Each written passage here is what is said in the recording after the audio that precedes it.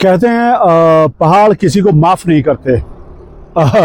वो इंसान को उसी रूप में लौटा देते हैं जिस रूप में वो भीतर से होता है। मैं आपका अपना 46 ईयर यंग हैंडसम लड़का सीकर सन्यासी जब इस सफ़र पर निकला था तो मैंने भी सोचा था कि पहाड़ मुझे मेरी सच्चाई से मिलवाएंगे, मुझे मेरे सच से मुझे मेरा सच दिखाएंगे। और ये नहीं सोचा था कि पहाड़ों पे जो मेरा पहला सबक होगा वो सबक शुरू ही होगा भूख से। जय श्री राम, हर हर महादेव, जय श्री कृष्ण, जय श्री राधे। आज के व्लॉग में बहुत बड़े एक फ़र्क की बात करेंगे। जी हाँ, बहुत बड़ा फ़र्क। भिखारी भीख मांगता है, सन्यासी भिक्षा मांगता है। और भिखारी तन सुख के लिए मांगता है और सन्यासी आत्मा शुद्धि के लिए मांगता है। इन पहाड़ों में जब इंसान को भूख लगती है, ऐसा मैंने महसूस किया कि इन पहाड़ों में जब भूख लगती है तो मन एकदम शांत हो जाता है और बहुत सारे सवाल एकदम साफ दिखाई पड़ने लगते हैं। और उन सब में एक सच्चाई उभरती है कि भूख शायद सबको बराबर कर देती है। फिर क्या वो यंग, क्या ओल्ड, क्या शहर का लड़का, क्या गांव का लड़का, क्या मैच्योर, क्या कुछ भी, मतलब सब बराबर हो जाते हैं। हाँ, लेकिन इनमें सन्यासी ही एक ऐसा होता है जो सबसे अलग होता है। लेकिन अलग अलग विचार और भावनाओं के साथ भोजन की तलाश सभी को होती है।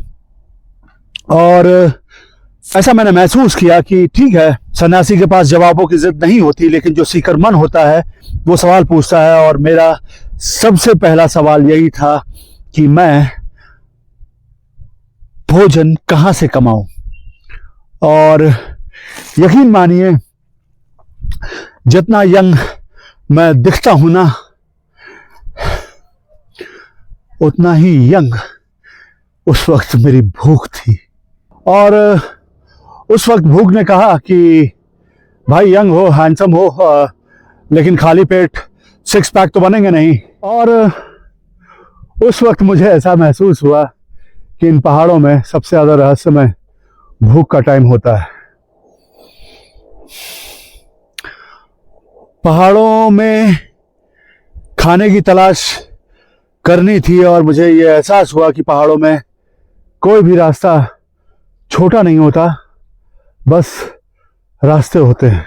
कोई भी दरवाज़ा बिना सम्मान के नहीं खुलता और कोई भी रोटी बिना कृतज्ञता के नहीं मिलती।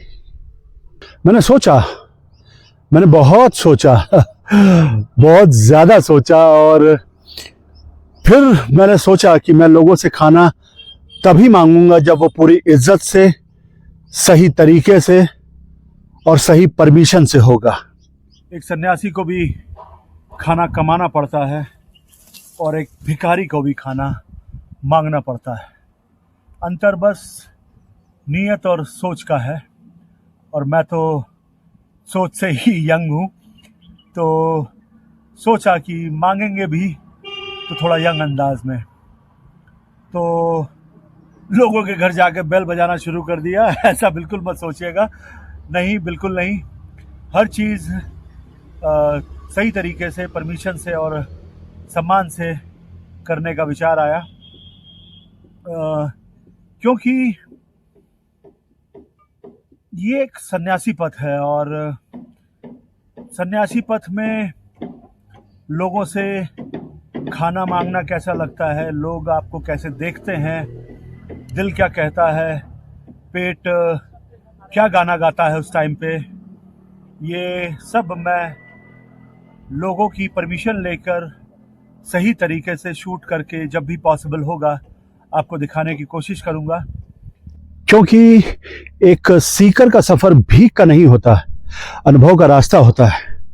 और कुछ भूख दिल की भी होती है, ऐसा मुझे महसूस हुआ।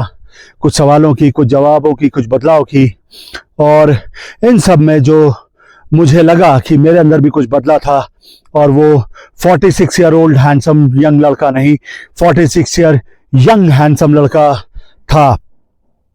क्योंकि मेरे अंदर आज भी वही आग है, वही जिज्ञासा है, वही पागलपन है जो एक सीकर को आगे बढ़ने के लिए प्रेरित करता है। सो फ्रेंड्स एंड गर्लफ्रेंड्स, ये पहाड़, ये सर्द माहौल, ये सफ़र हर रोज़ आपके इस सीकर सन्यासी को नया सबक दे रहे हैं। भूख उनमें सबसे पहला सबक था।